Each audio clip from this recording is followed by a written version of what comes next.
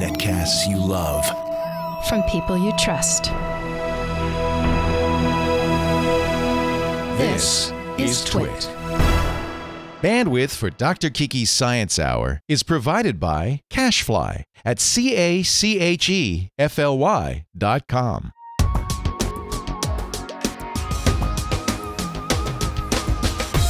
This is Dr. Kiki's Science Hour with Dr. Kiki Sanford and Leo Laporte, episode number 29 for Friday, January 1st, 2010.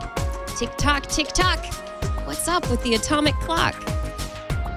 Dr. Kiki's Science Hour is brought to you by the new voice-activated sync, featuring hands-free calling, music and podcast search, and turn-by-turn navigation. Available exclusively on Ford, Lincoln, and Mercury vehicles. For more details, visit syncmyride.com. This is Dr. Kiki's Science Hour, episode number 29 for Friday, January 1st, 2010. We're in the new year. Happy New Year, everyone. Happy New Year! Woo! And in honor of the new year... Kiki brought champagne. I did. I brought champagne, of course. The New Year's beverage of choice. I have no idea what carbonated wine has to do with the new year. Well, it's festive and bubbly and sparkly. I mean, bubbles are festive. Yeah. Like shiny things, like glitter. But also, in honor of the new year, we are talking about time. I thought it would be a very timely topic, and that's very punny, I know. Our topic, though, is the atomic clock. And we're joined today by Andrew Novick from NIST, the National Institute of Standards and Technology. But first, a word from Sync. So I thought it'd be kind of fun to do a Ford Sync commercial from the car. So here we are in the Mustang. Now, the first thing that happened already is my phone is connected, which is kind of funny because my phone is back in the studio, but it sees that via Bluetooth, and so now it's playing my book, which is Jerry Pournelle's Mote in God's Eye. But that's one thing that's cool. It does A2DP, so it can actually play stereo audio from the phone. And if I go to media, you'll see that it's coming from my 3G phone, and I can pause it and so forth. More interesting, though, is using the USB connection. And all Sync vehicles have this. There's a USB port. So I don't know if you can see it, but I have an iPod, and I plug it into the iPod's connector into here. And then I switch over to the source to USB. And I can press the sync button. Let me show you on the steering wheel. Here, this is the sync button here. So let me press the sync button. Audio. These are the choices. Sync. USB. Play artist U2. So then it heard that it was U2, and now it's going to play something by U2. I can do this too, though, some other things. Now, so I could play any song. Travel link. This is the serious travel link stuff. This is amazing. 5-day weather forecast. But it's not just weather. I got fuel prices. I've got movie listings. Here's the nearest gas station. Here's the Chevron. It'll navigate me to there. Again, you don't have to have the screen. The beauty of Sync is you can have the GPS without a expensive GPS screen. Destination. Home.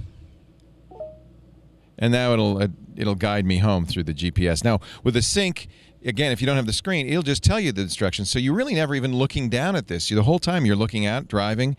You're never get your hands off the wheel. You never take your eyes off the road. It's really amazing. Sync also has some other great features like 911 assist. It'll use my phone and call 911 if the airbags are deployed. Let's hope I never need to use that. It also gives me vehicle history reports and a whole lot more. This is an amazing technology, and it's all comes down to this one Sync button on your steering wheel and the ability to command the computer in the car to do almost anything. I just love it. Audio. Sync. So you have other sources here too. So. USB. Play track Daily Gizwiz. DAIL. You get the idea. So there you go. Thanks for taking a little tour of my car. I think you're going to enjoy the Ford Sync. Make sure you test drive it at your local Ford or Lincoln or Mercury dealer, and come see us at CES. We're going to be showing off the Sync in the Lincoln and having a lot of fun. We'll see you next time. Thanks to Sync for taking us to CES. Bye-bye. we're joined today by Andrew Novick from NIST, the National Institute of Standards and Technology, and he's an engineer. Hello, Andrew. Hi. Hi. And you're an engineer at NIST, and you work on algorithms pertaining to the atomic clock. And the other day, you specifically told me, broke it down, that you build measurement systems to compare atomic clocks remotely, and you used GPS, global positioning satellites, real-time measurements, and data exchange to get accuracy to the nanoscale. Now, nanoscale is like 10 to the minus 15, right? It's nanoseconds. Nanoseconds, sorry. Yeah, I wrote it. It's a billionth of a second. Billionth 10 of a to the second. minus 9. To the ninth, sorry. See if I can get my I got a couple of dumb. Can I start with dumb questions? That's where we want to start. I'm the guy who does dumb questions, Andrew, just so you know. First of all, isn't the idea of time kind of in general, I mean, made up? I mean, what is a second? What is a minute? What is an hour? It's tied to the revolution of the Earth around the sun and the rotation of the Earth. But yeah, it really is a human-made.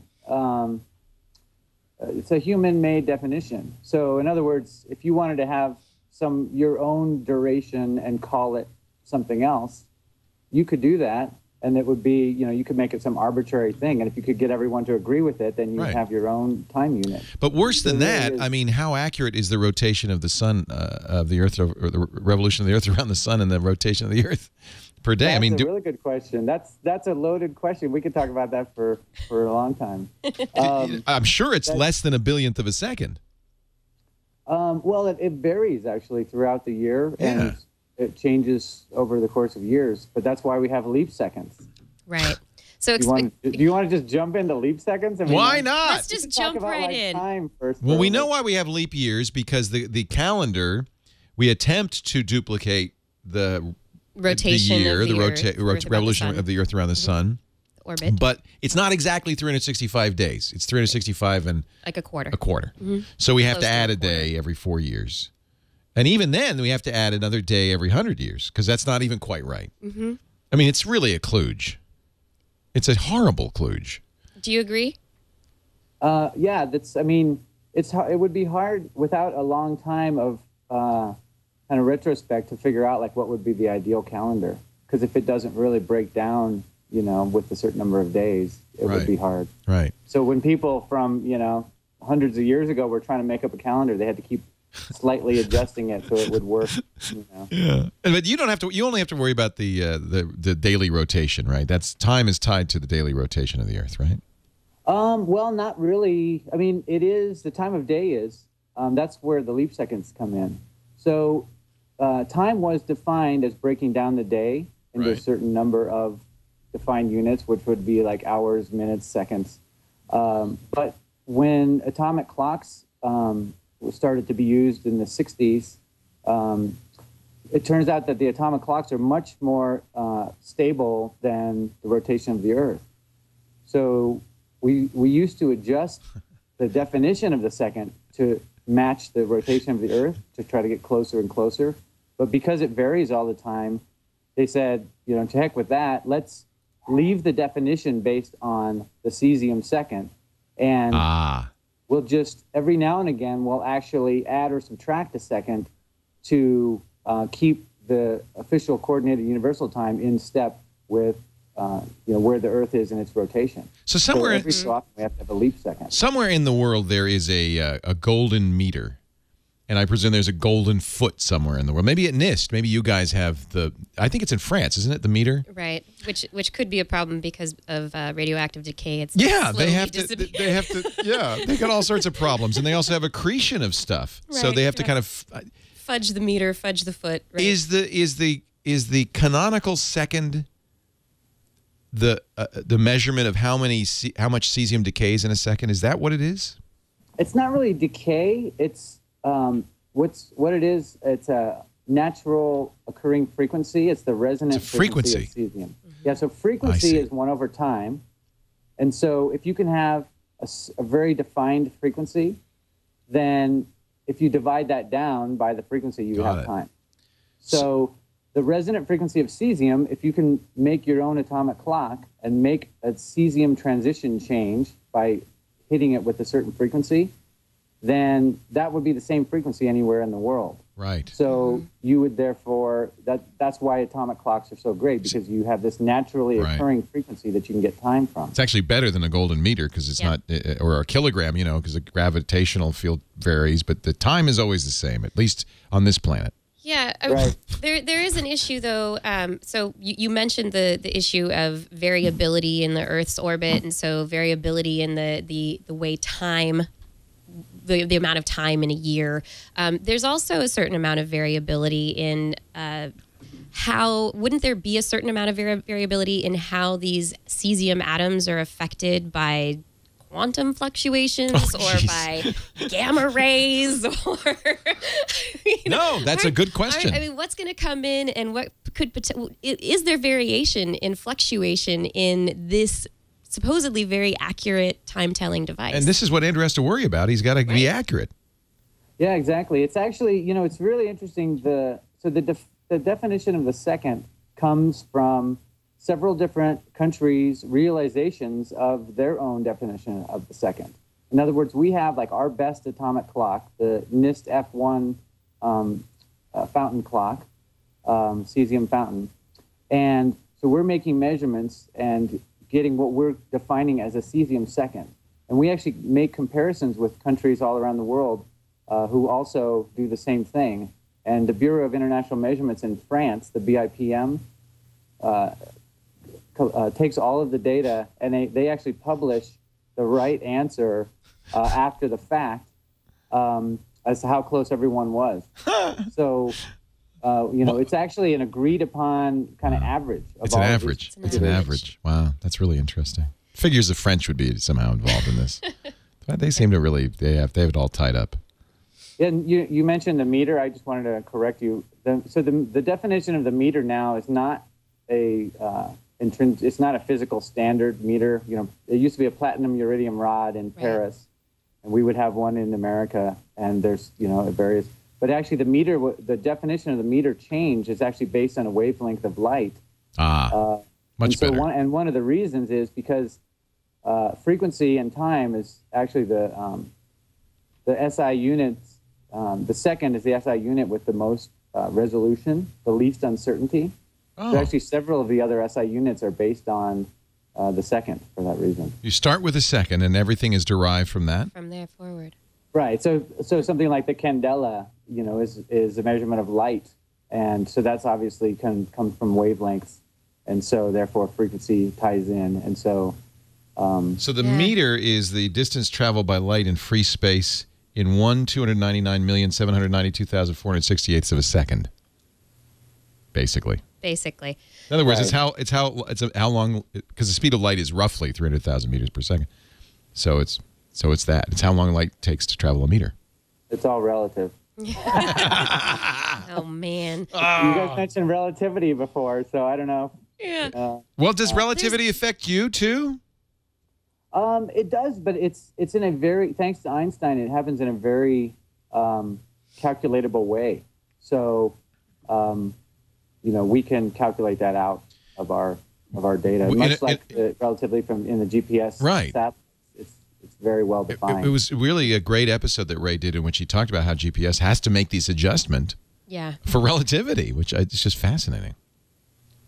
For the different speed, and the relativity that we're talking about is the different speed at which, I guess the different speed at which time moves on different. I wasn't paying attention that day in school. So, I think it has to do. So whether you're on the surface of the planet it's or the whether gravitational you're, force. That's whether right. you're Yeah. you know, miles, 50 miles above the planet, the gravitational force is going to act on you differently and thus affect the rate at which time passes.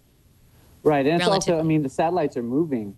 Right. So it's the classic train whistle. Right. The Doppler effect, right? Yeah, the Doppler effect. If a frequency is coming towards you, it actually appears to you as a different frequency as if it's going away from you. You know, it's so if amazing. the satellite's moving, you have to take that into account. It's amazing that this is so well understood and can be calculated. That's what's amazing to me. It proves that Einstein, too, in a way, you know, right? Yeah.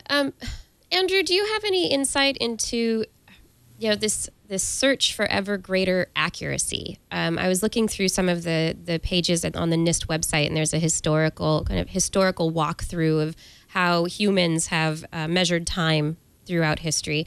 And we started out, just watching the way shadows moved on the ground, then measuring it based on drops of water per given amount of time, and we kept realizing throughout history that these measurement methods were not accurate enough for our needs. I mean, what drives us to go, from the length of time of a water drop to nanoseconds to probably becoming even more accurate as we move forward in the future? Yeah, I think that probably back then it was driven by necessity. In other words, they said, okay, if we can break down the day into smaller and smaller pieces, we can start to make measurements of time intervals and things like that. Whereas nowadays, we're somewhat ahead of the curve in that sense, where we basically try to come up with better accuracy or lower uncertainties for these measurements, and then we let kind of science and industry figure out how to utilize that. So we're somewhat ahead, but we know that if we can do it, then it will improve things to come. Do you think that having an atomic wristwatch? Which I do. I have a watch. Yeah. It's as many people do, but a lot of geeks do that. Every 24 hours synchronizes to the atomic clock at NIST. Yeah. Can you explain? Actually, it's in Colorado Springs, right? Is it NIST or is it? It's NIST. It's in Fort Collins. Fort Colorado. Collins. That's where it is. Yeah. Near Fort Collins. Where WWV was or is. Yeah. Right. And this is nothing like the algorithms that you put together, but can you explain how the coordination of all these atomic time systems work? I mean, lots of people have bought atomic clocks for their bedstands or their wrists or... Well, and I have to say, I'm sure that this isn't that accurate. Certainly not a nanosecond. No, so we don't call those atomic clocks because to us atomic clocks are cesium. cesium-based. There's no clocks cesium here, yes. Or some other atom like rubidium or hydrogen. So we call those radio-controlled clocks. And so what you have on your wall there and on your wrist, it's basically a quartz watch that, just like any kind of quartz watch that you would buy, like a digital watch, but it has a radio receiver in it, so that it can actually receive our 60 kilohertz broadcast. And it chooses to do it usually once or twice or 3 times a day. Right. Most likely in the middle of the night, because that's when the signal propagation is better. Yeah, 1 a.m. I think, or 11 a.m., so 11 p.m., something like that. Yep. And so it synchronizes maybe once, and then it runs just as a normal quartz oscillator the rest of the day. And so then over the course of a day, your watch probably has not gotten off by more than a second. Right. So when it synchronizes every day, it will basically be, always within the second. It's close enough. It's within a second. I'll take that. Yeah. But for tonight, for the purposes of, we're recording this New Year's Eve. Yes. I will have the most accurate clock. In the room. In the room, I presume. Yeah. I mean, I'm going by this, baby. I have this, and a lot of radio people like me have it, is because we have to be synchronized with the studio, with our stations. I can't, I could be off by half a second, but I can't be off by more than a second. More than a second, no. So I need these atomic clocks, actually. Now, most of our computers do the same thing, don't they, Andrew? They sync up to the clock. Right. We have several different ways where your computer, you can find out the time on your computer. And so we have what's called the Internet Time Service, and it uses NTP, Network Time Protocol. That's right, yeah. And your computer will actually go to one of our servers and get a timestamp and set your computer clock. And we get a couple billion hits a day. Wait a minute, say that again. A couple of billion? A couple of billion. What kind of servers are you guys running? That's amazing. I know. Well, the NTP protocol is a very tiny packet of data. So, if you were to download, say, this video on the internet, that's trillions of packets of data, right. probably. No, so, that's true. We do a trillion an hour. Yeah. A server can handle hundreds and hundreds of requests per second. Okay. And it's a protocol that can be distributed. I noticed that my Mac, for instance, goes to ntp.apple.com. Right. Right. And so there's kind of a tiered system where a server, almost any server that you deal with on the internet is synchronized, to another NTP server, and so they're all kind of synchronized together. Right. There are a bunch of. Go ahead. Go ahead, Andrew. I was going to say that so what we're talking about two totally different things. I feel like I should distinguish. We have atomic clocks, nanoseconds or sub-nanoseconds, and then we're talking about time of day.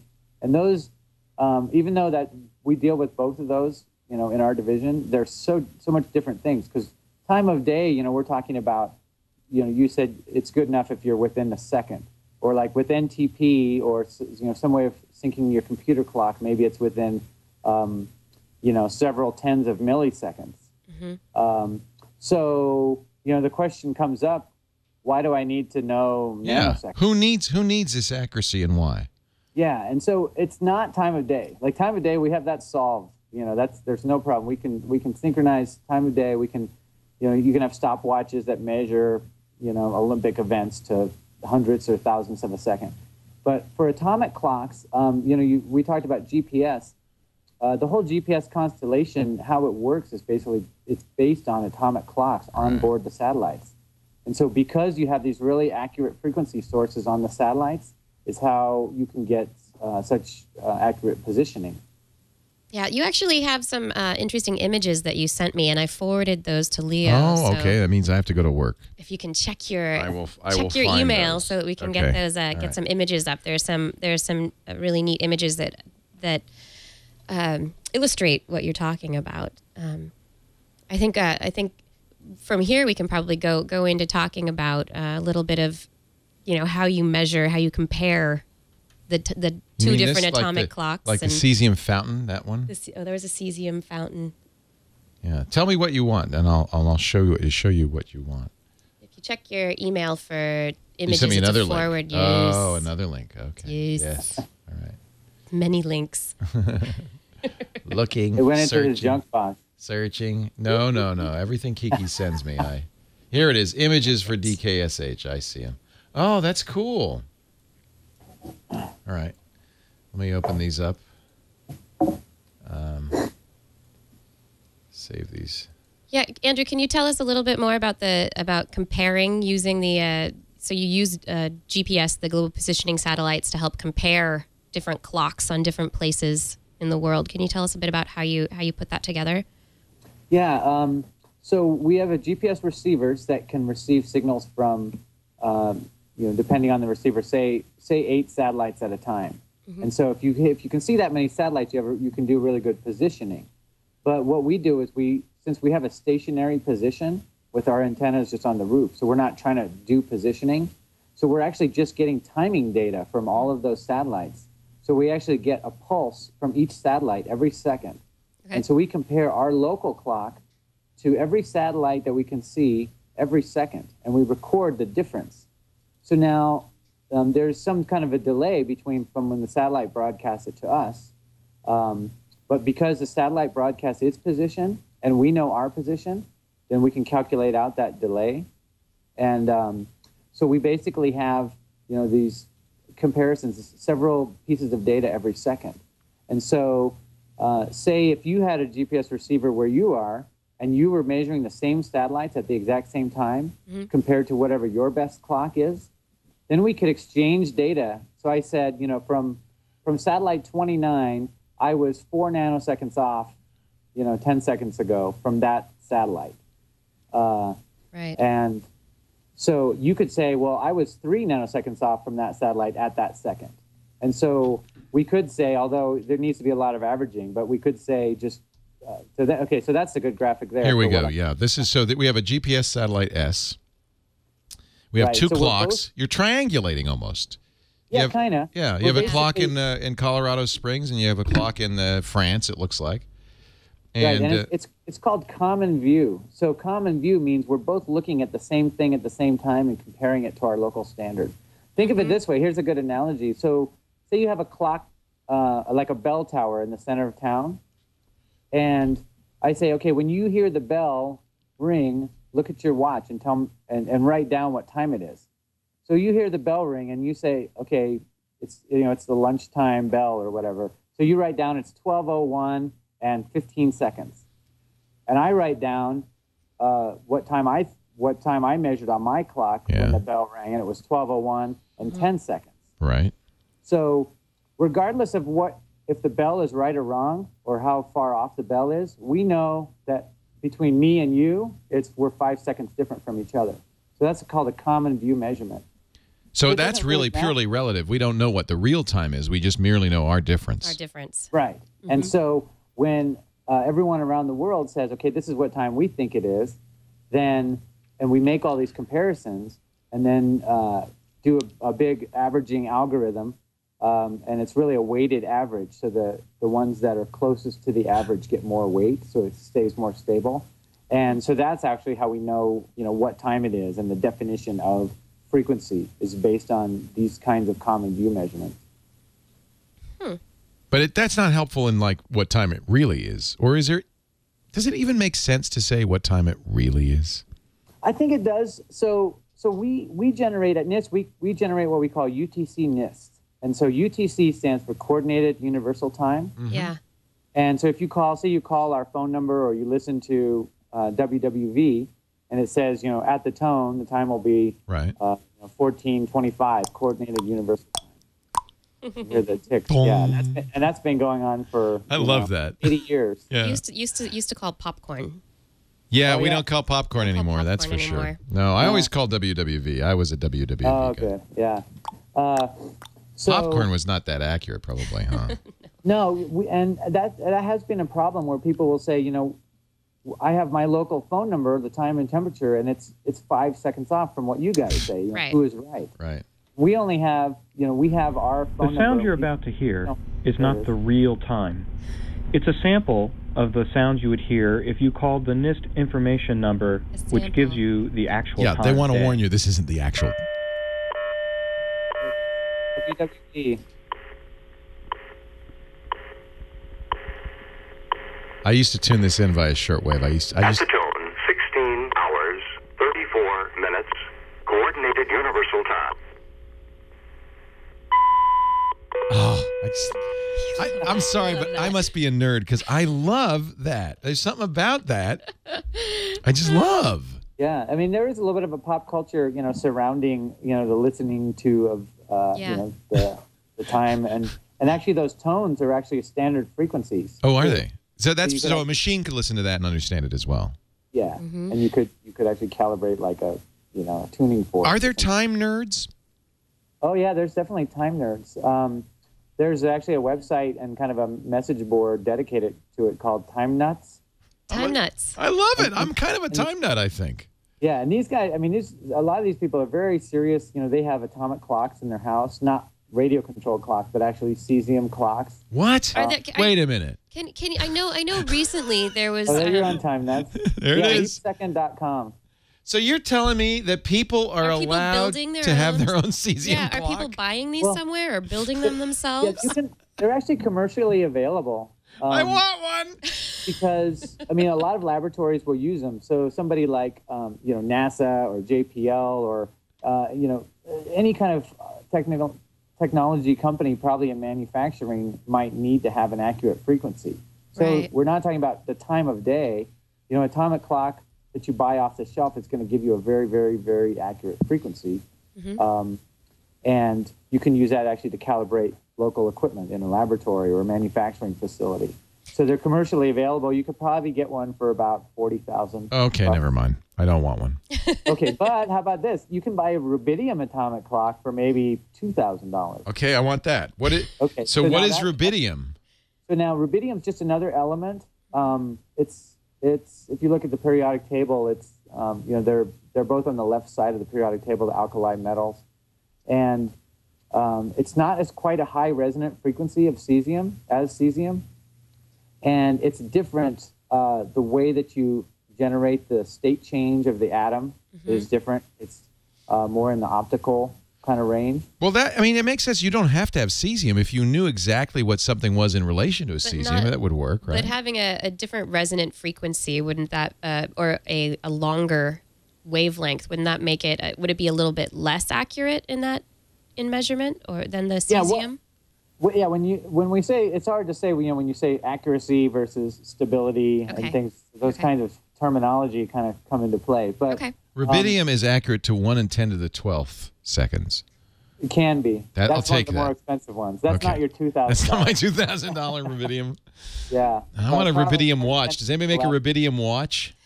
I haven't seen one. You've made me unhappy with my watch. Now I know it's just radio controlled. I don't want it anymore. I want rubidium. I want to know it's accurate. So a rubidium. So say you had a rubidium oscillator or clock and a cesium oscillator clock, and you set them to be exactly the same. Yeah. The rubidium would get off in frequency over time faster than the cesium would. Got it. So that's why they chose cesium? Right. And if you're using it for time of day, either one of them is going to stay on the same second for... Oh, yeah. The cesium is going to stay on the same second for hundreds and hundreds of thousands of years. Right. So, right. Is there anything better than cesium? Was there a compromise? Did they have to compromise for cesium? Well, they do use hydrogen. It's called a hydrogen maser. And it's actually very, very stable on the short term, whereas cesium is a little bit more stable on the long term. So it kind of depends on what your use is. But the maser is going to cost, commercial maser, it might cost you like a couple $100,000. That was a predecessor to the laser, yeah. Right. Now I was thinking maybe we could take. It's in conjunction with. I mean, they still make like a laser, but it's a different frequency. Right. Right. So laser, what does laser stand for? Here's your quiz for the. I always forget light. No. I did this just the other day, so I should know it. Something emitted radiation, coherent. I don't know.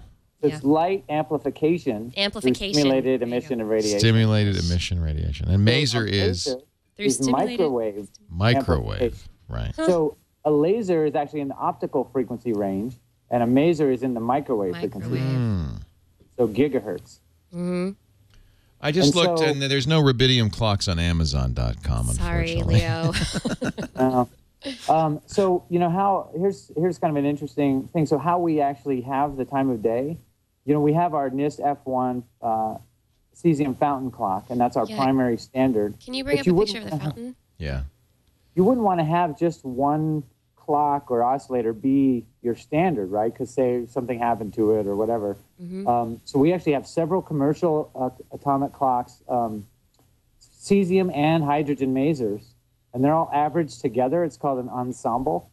Mm-hmm. So we actually average those all together in a weighted average. So there's the fountain clock.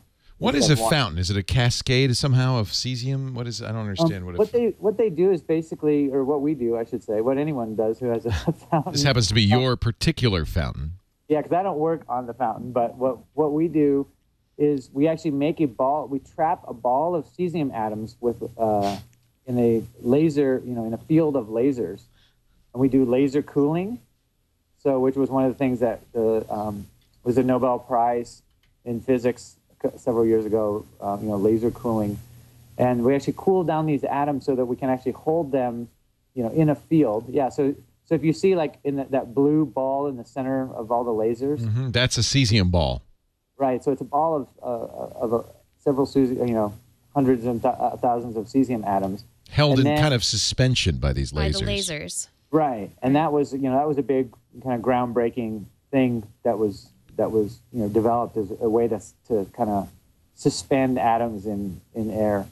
Anti-gravity lasers. Yeah.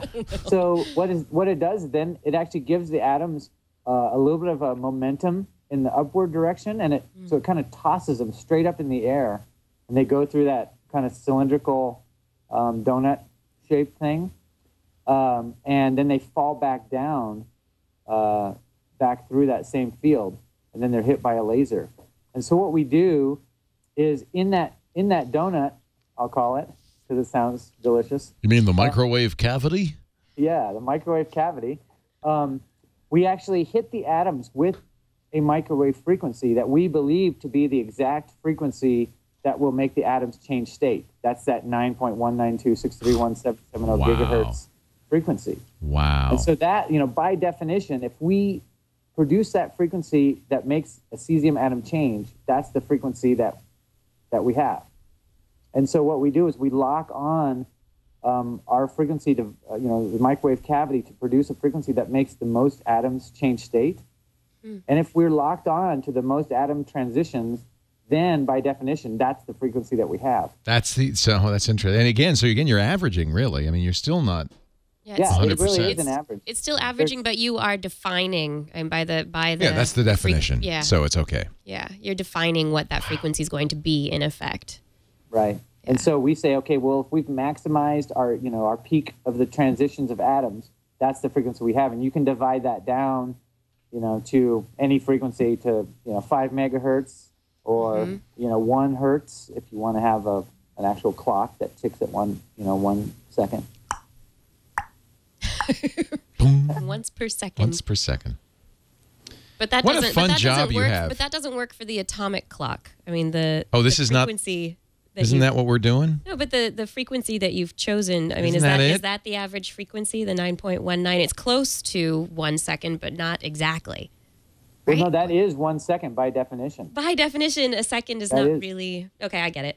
So basically, when in 1967, when the second was defined with its current definition, they said the second is based on the hyperfine transition of cesium-133 at 91926317770. That's just the definition, hertz. Yeah. So if I can produce a transition that makes the cesium atom change, kind of by definition, because it was human-made definition, then I have that frequency. Yep.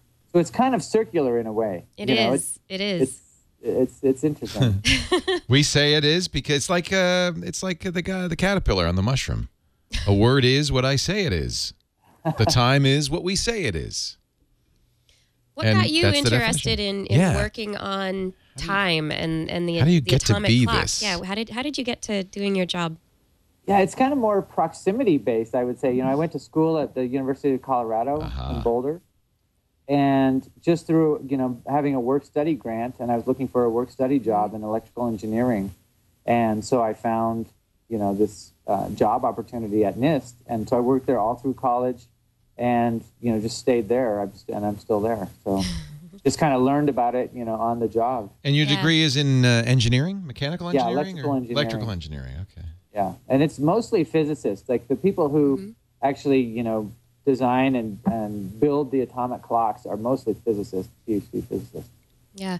Now the fountain clock that you have at NIST, that's the big one, but there are these smaller clocks that physicists have recently designed that are, what's the recent design is the rice grain sized atomic this one? clock. You mean wait, get it? It switched you mean that on one? That's the Nixie tube. That's a Nixie tube. That's like Woz has. That's a Nixie tube watch. But that's not atomic, but in any sense of the word. No. In fact, what Kirsten's talking about is this chipscale clock. I think there's a picture of that too. Oh, that's an interesting. Why not have it chip scale? There is an image of it here. Yeah. So what that is like, about a cubic centimeter. They have made cesium and rubidium chipscale clocks, so they can actually put this. Somewhat, that's kind of a prototype, but imagine chip scale, you could put it on a microchip, which means you really could have an atomic watch. So, but GPSs don't have that accurate of the satellite. What's in the satellites? So the satellite actually has commercial cesiums. It does. They're space grade. They're probably a little bit better than the cesiums you'll buy for $40K because they're designed specifically to go in space. Interesting. So they have a cesium clock, and of course you don't need a clock in your GPS device because it gets that by triangulating the GPS devices. Right. It actually does have an oscillator in it, though. Oh, it does. Yeah. In other words, say you went inside, your GPS still has a clock, right? Right. It can maintain the time, but it's not getting the time. It's not generating it itself. Right. It just maintains it. Yeah. Not just my stupid radio-controlled watch that I no longer love. You no longer love. Don't be down on your watch now. I'm bummed, man. So how long before I have this chip-based clock in my watch? That's what I want. I don't know. It's kind of been turned over now to industry. One of the goals of NIST is really to expound on technology and do research and development, and then hand that over to industry to let them design commercial product. Does this use the same fountain design? I mean, is it the same idea? No, this is a closed cell. So like in the fountain clock, once the ball of atoms is tossed up and then comes back down, those atoms are no longer used. Oh, so you have to refresh it. No, yeah, you have to refresh it. Yeah. And that's why rubidium clocks are so much more, reasonably priced, and they can be smaller, is because there's a bulb of rubidium in there that's actually changed back and forth between two different states continually. Right. And same with the chipscale clock. It's actually a closed system where you're actually changing the atomic state of those atoms back and forth. So you don't lose it. You can actually, there's different frequencies to change it from a higher energy state to a lower energy state, from the lower energy state to the higher energy state. So how many in your facility at NIST, how many of these giant fountains? Is there just one? Is there a number of them? There's just one fountain clock, and we're actually building NIST F2. So you could say there's two now. There's got to be two. F2 isn't online yet. Right. But yeah, and then there's other clocks in other places so that you compare and around the world. Right. Mm-hmm. Why a second? What's the F2 going to do for NIST? So the F2 should be NIST F1 is like parts in 10 to the 15th, or possibly parts in 10 to the 16th. Mm-hmm. So it is you can realize frequency with 15 decimal places of resolution. So let's see if I can get this one right. A picosecond. Is that right? Pico is 10 to the 12th. Darn it! Femto? Femto or peta. Femtosecond. There we go. Holy camole. Yeah. And don't even talk about attoseconds. That's, Is that next? Attoseconds? To the 18th? Yeah. So NIST F2 should, just be more stable and, be able to resolve the second to that much, hopefully orders of magnitude better than NIST F1. Wow. Right. And that probably it will be the theoretical limit of cesium. Wow. So the next thing after NIST F2 will probably not be cesium. They will change the definition to something like mercury or there's calcium being looked at now. There's all sorts of different ion clocks. What's driving this run to accuracy? I mean, who needs this? Well, that's what I was kind of saying earlier. It's not that it's necessary right now, but we're not driven by necessity. We're just driven by technology. Theoretical limits. Just what can I do? Beating our own. It's like a runner who wants to beat their own record. So there's nobody saying, "My God, you need femtosecond accuracy." Come on, Andrew, I'm waiting. And if you had it, I mean, that's the other thing. We have to build measurement systems to be able to make those comparisons. Right. Well, I'm just wondering. Now we have like down here at Sanford in Palo Alto, we have a molecular. They're basically building a cellular level microscope so that you can image molecular processes taking place within cells as they happen. So these processes actually occur at the nanosecond scale, at the femtosecond scale. So I guess in terms of scientific research, and as we start looking at these smaller and smaller and smaller pieces of the universe, this ever more accurate time telling is probably going to really come into play. Yeah, for sure. Yeah. That's what I think. Wow. I love it. I mean, who cares? Do it for the science of it. It doesn't matter if nobody wants it. Just do it. Just do it. Just do it, man. The Nike philosophy applies to seconds as well as to running. Yeah. Do you have any ideas as to, I mean, aside from better wristwatches or for the time nuts out there, what applications? There's GPS that we've got so far. There's nanotech. Potentially what about nanotech? What are the applications that this is going to drive? Yeah, it's a lot of communications in space. When we have like the Mars lander and Mercury, different kinds of long range things like in space need very accurate frequencies for radio transmissions and radio signals. But then even something like cell phones, I mean, we're way beyond what cell phones need, but it's a good example of, the more accurate and stable the frequency in a cell phone tower means more bandwidth and more information, more data they can fit into their transmission. So if they had better clocks in the cell phone base stations, you would have faster internet onto your mobile devices, or less dropped calls, things like that. So that's a really interesting idea. Yeah, and so right now, probably in cell phone base stations, most likely there's rubidium oscillators. Are you kidding? GPS. Really? Yeah. So, I mean, we're using atomic technology. It's just, it would be more expensive to put cesium in, and the necessity is not quite there. But I think it's coming up pretty fast. They're going to need, better oscillators in the cell phone base station. That must make a cell phone base station pretty expensive. I had no idea they were putting rubidium clocks in there. Yeah. Wow. What's the percentage of people who, I guess, use NIST and other atomic clock locations as their base for standardizing time, as opposed to buying their own? Like, do you know what kind of level of propagation these other rubidium clocks and other companies and industrial applications of the cesium clock happen to be compared? I mean, there's the NIST standard and the universal standard, but then all these other places. Is there Joe's standard? I mean, does somebody else have a standard? I mean, I would say probably no, in the sense of any national laboratory is referenced to, the BIPM and Coordinated Universal Time. So that way, everybody is, kind of on the same page, and everyone agrees that what the BIPM says as far as what our national average is the correct answer. And they publish, how far off all of the contributors are to that. Mm-hmm. So you could imagine a scenario where you made your own measurements and you couldn't really submit to the BIPM because you'd have to be a national laboratory.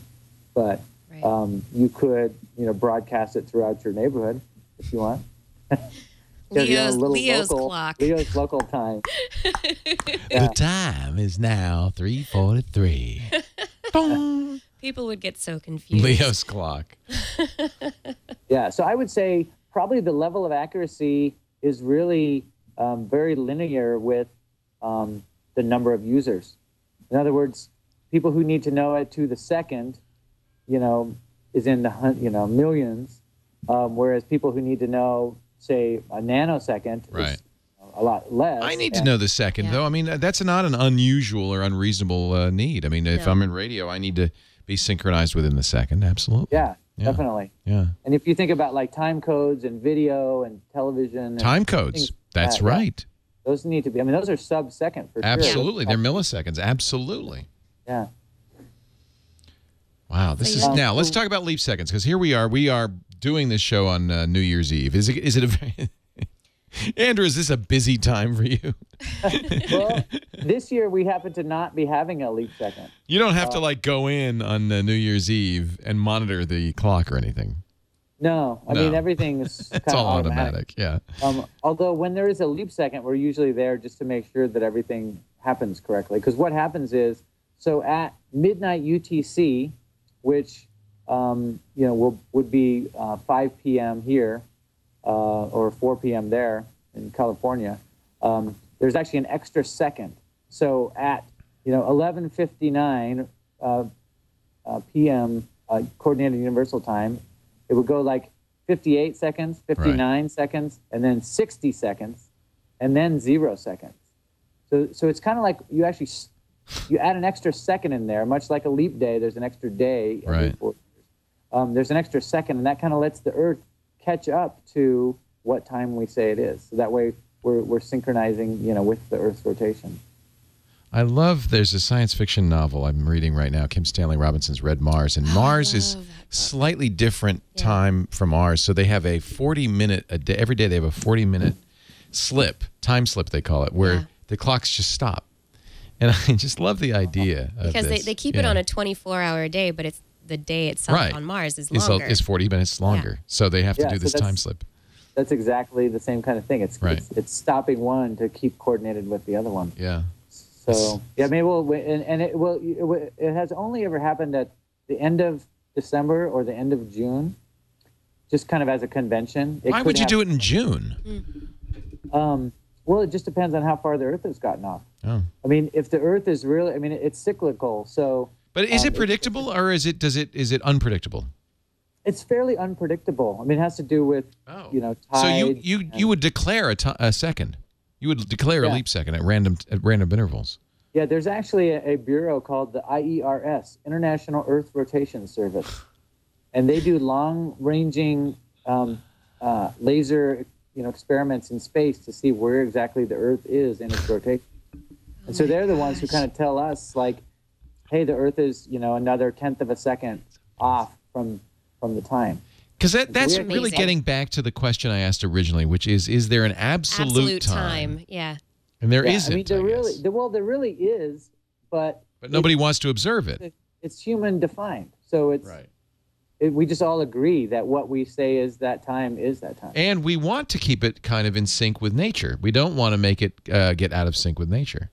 Right. For instance, since 1967, there's actually been 34. It's an equivalent of, I think, 34 leap seconds. Wow, quite a bit. That's how far off the Earth has gotten from the definition of the second. And will this change? So, as our orbit changes, is there going to be at some point where it's not just a leap second, but maybe a leap 2 seconds? Or, is this something that will have to be adjusted over the next millennia? Well, the current definition for leap seconds is, we always want to keep the time of day relative to the Earth within, within 0.9 seconds. So it's always within the same second. Okay. So what usually happens is they let it drift so that the Earth is about 0.5 seconds behind, I should say. And then when there's a leap second, that makes it 0.5 seconds ahead. And we watch it precess back through the zero. And then start the clock again. Yeah, but it's always 1 second. So we usually wait till it's about a half second off, and then it goes a half second the other side. So if the Earth was, slowing down even more, then we could have 2 leap seconds, one in June and one in December. You could have them at other months also, but we've never had to have that many. There's only, I think, been 1 year where there was actually 2 leap seconds, but they weren't at the same time. They were spread apart. And the leap second is, like you said, it's been since the 50s, so this is a new construct. This is something that, with the advent of the atomic clock and increased accuracy of measuring the Earth's position in space and increased accuracy in measuring time, it's become a necessity. But before then, it wasn't something that was even thought about. Right. They used to adjust the clocks to match the Earth, but then in the 60s with atomic clocks, now we've found that it's very difficult to match the Earth to the clocks, so we're just going to keep matching the clocks to the Earth. I think that the Earth is just not cooperating in this respect. Yeah, exactly. Yeah. I just think this is the greatest thing ever. I don't know why. I must be a time nerd. I think you are. I don't know why. Does it not? Is it not unusual? Do you become a time nerd if you work at NIST, Andrew? Oh yeah, I think you do. It's like it's around us all the time. So that's. And what wristwatch do you wear? Look, I'm not even wearing a watch. Ah!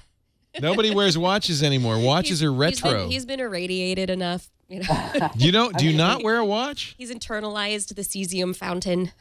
Well, I had a radio-controlled watch, and the battery went out, and I haven't got a new battery for it, and it's been about 2 years. So I guess I don't really need it. Everybody has so many clocks at work. Right. And it's in your cell phone now. I think that's why nobody wears watches anymore. I think that's true. It's really, the cell phone has really kind of institutionalized people knowing what time it is. And are cell phone clocks pretty accurate if they're syncing to the network? If they're syncing to the network, they are, because, those base stations have a GPS. Right. So they may be actually more accurate than your atomic so-called wristwatch, your radio wristwatch. It might be. It just depends syncs more on often. How often it's syncing. But, the problem with some cell phones, they only synchronize, some of them only synchronize if you turn it off and back on. Oh. And nowadays, no one ever turns off their cell phone. They just plug it in and keep charging it. So some people's cell phone, they'll write us and say, Well, compared to time.gov, my cell phone is off by 2 minutes. And it means clearly that their cell phone's not synchronizing. Right. You need to let your battery run out so that you can synchronize properly. What are you looking forward to working on this next year in 2010? It's the new year. Is there anything new on the horizon for comparative algorithms for time? Well, I'm working on the new version of time.gov, which is not really comparisons, but it will be, an upgrade to the current time.gov. Do you maintain that yourself? Is that your thing? Yeah, that's one of the things I work on. Oh, that's neat. Yeah. Yeah. So I'm working on that, and then we're working on a project where we're actually doing live comparisons of atomic clocks all throughout North and South America. Huh. Because this whole procedure of sending data to the BIPM, there's a huge lag in when they publish the information. So everyone has to send in their data, and the BIPM waits till everyone's data is in, and then they kind of do the number crunching, and they say, here's how far off everyone was from each other at that time. So it could be several weeks later. They say, wow, this is what time it was, 3 weeks ago. And it's like, that was 3 weeks ago. We've moved on. Yeah. So what we're doing is using the internet and this Common View GPS thing. We're actually helping sync up a bunch of countries all through North and South America, Canada, Mexico, Costa Rica, Colombia, Brazil. And so we have identical systems at all of these countries making comparisons and sending us the data over the web. And so every 10 minutes, we're actually publishing, to the nanosecond, how far off all these countries are from each other. So it's actually it's a revolutionary way of, doing these comparisons in a lot faster, more useful way. Well, according to time.gov, it's 16:08 and 43:54 seconds. So I think we better wrap this up. I love this. We ran out of time. Time is you can never win with time. It always keeps going all the time. Yeah, well, I'm sure with your work on time.gov and the UTC, you probably are much better at figuring out what time it is in London versus Africa versus. I'm bad at that. I'm always trying to figure that out. I have to set up interviews with people all over the world, and for me, sometimes to figure out what time it is and whether or not it's daylight savings time or not. Well, that's a good question. Andrew, what's your thought on daylight savings time? Should we get rid of it? Yeah. Well, first of all, I hate to keep correcting you, but it's kind of fun. It's actually daylight saving time. There's no saving. S. Yes. Daylight saving time. Well, there you go. I've been saying it wrong for 53 years. Yep. And no, but I don't know how much. It doesn't save a lot of energy. In other words, like your energy bill is not going to be significantly less. But overall, it saves a considerable amount. I think it has shown that it saves like a little bit of energy for each person, thereby which like a country and a country infrastructure, it might have saved some energy. Right. Yeah. I'm not really a morning person, so I like to be, out in the afternoon and I'm evening. with you. Same here. I would rather see it daylight saving time all the time. Because stay light a little later. Dark in the morning. I'd rather have it stay light later. So, but then that's not really up to us either. That's political. That's government. I understand. It's not. Yeah, the Department of Transportation kind of oversees daylight saving time. Right. And it's actually legislated on a county level. Really? In other words, if you could get your county seat to agree or vote or something that your county didn't want to follow daylight saving time, you could. And it would just be your county. So say that's going to screw everything Sonoma up. County in California. Yeah. It's just going to mess everything up. And so Indiana was a classic example where there was the time zone lines and the lines of counties that followed daylight saving time or not was very messy. And just a couple years ago, they actually legislated it on a statewide level that said, okay, you counties, decide what time zone you're going to be in, and everyone's going to follow daylight saving time because this is ludicrous. There was little pockets of Indiana that didn't follow it. I remember that. Yeah. So, but something like Hawaii doesn't follow daylight saving time, right? And most of Arizona does not follow daylight saving time. I believe Puerto Rico does not. If you're closer to the equator, where the length of daylight is about the same, each day, it doesn't really. It's actually throws it off a lot farther than the natural amount of daylight would happen. So Yeah. you could see where near the equator they wouldn't want to follow Wouldn't do daylight. it. Yeah. Makes sense. This is Yeah. all so interesting. Yeah, really nice to meet you, Andrew. And now you've turned me into a time nerd. You were Yeah. before. This was just a reinforcement. I think Yeah. I am. I got a radio control clock behind me on my wrist. That's all I ever wear. I love that idea that it's more accurate. Well, Happy New Year to you. I'm glad to know that you don't have to go in tonight to press the leap second button. How do you do that? Is there a button? Well, there is a button, but it's really just for our display clock in the hallway that shows that there's. So you don't has been a second. pause the cesium clock or something. No, everything is really done automatically. It's computer Yeah. says, okay, I'm going to add this. And that's it. Same with time.gov. You know, Yeah. when we tell it, hey, there's a leap second coming up. That's it too will bad. show you Computers the have taken all the fun out of leap seconds. Well, wouldn't it be cool to be the guy who has, his finger, okay, you hold it for 1 second, no more. I guess that wouldn't work. No. No. I don't think a person is as accurate as a computer could be. You go in 1001 controlling something. Yeah. and that's it? No? Yeah. Yeah. 1001, 1002. Okay, I'm done. One Mississippi. You can do that yourself with Leo's clock. Thank you very much, Andrew. Great to talk Yeah, to thanks. you. I appreciate the opportunity. It's Oh, great what talking fun. tonight. Fascinating subject. Isn't that funny? This was really, really great. Really interesting. Yeah, we really appreciate it, and we appreciate the efforts of NIST to We love get, NIST. get you on the show. And this NIST is a been government agency everybody loves, right? Yeah, make- I hope so. I mean, Yeah. I think so. It's beloved. Yeah, because know? standards really, there's standards for all sorts of We things. need it. And that's what kind of keeps And things it's together. and it's kind of non-controversial. You know? And it's, if you think about, we're comparing clocks with all countries around the world, and Right. time is actually one of the things, if only, or standards, it's the only things that we can all always agree on. Yep. So it's fun to be in that I love kind it. of business. Thank you, Andrew Novick. Great to talk to you. And I think that's a wonderful, wonderful note to end the show on It and is. to start the new year on We can all agree on one thing: time. time, and we've right. just run out of it. And we've run out. Happy New Year. Happy New Happy Year, Andrew. New Take Year. care. Bye-bye. What a great subject.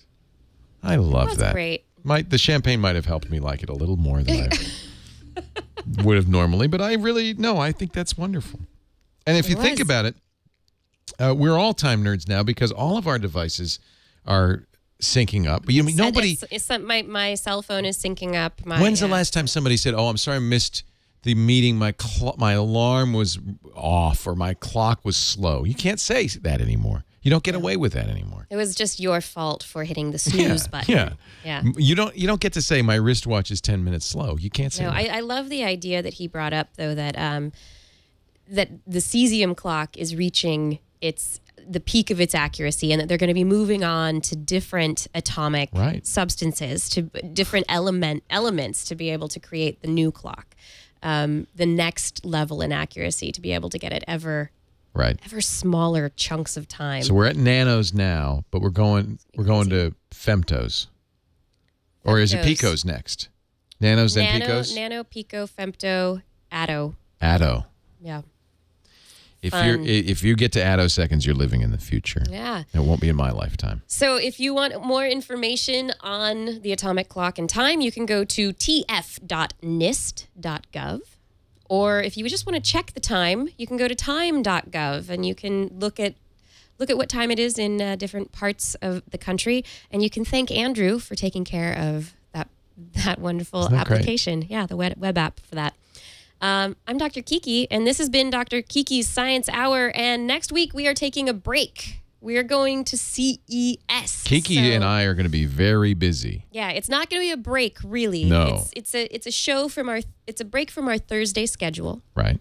But we are going to be crazy busy, having a lot of fun, running around at CES, finding out all sorts of Can't wait. consumer electronics It's going to be so much fun. Yeah, Yes. it's going to be so much fun. And I'm so thrilled that you're co-hosting.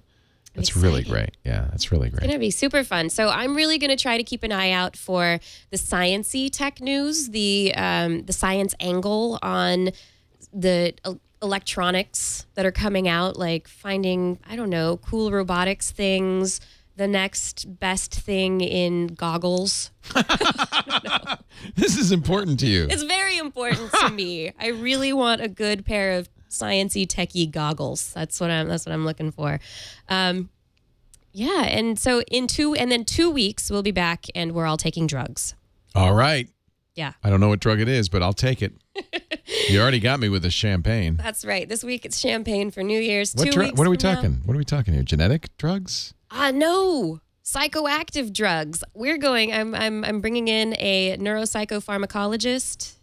Actually, a neuropsycho. Oh. They're going to talk about how this stuff works. Yeah. The biology of psychoactive drugs. Wow. Yes. Oh, that sounds great. A friend of mine who does research looking into how psychoactive drugs affect people and why they affect you in particular ways. So that's going to be a really interesting. This is your neck of the woods too. This neuroscience stuff. So and I did I worked for a year and a half in a neuropsychopharmacology lab doing human studies of psychoactive drugs. Oh, interesting. And we're not just talking LSD. I mean, it would be cocaine, heroin, ecstasy, and even prescription marijuana stuff. Not so much prescription. The illegal narcotics. Illegal narcotics. Psychoactives. Huh. And these studies were funded by NIDA, National Institute on Drug Abuse. Interesting. So it's research to figure out the mechanism. Find out how things affect people. So in what ways they affect people, whether it and then how we can take advantage of understanding the mechanism to create methods to stop abuse. That's great. Yeah. Good. So Matthew Baggett, he does some really great research, and so he's an interesting guy. He's going to be fun to talk to. We're going to do that in 2 weeks. And you can find me online. Talk to me on Twitter at Dr. Kiki, DRKIKI. And tweet me later. Peace out, dudes.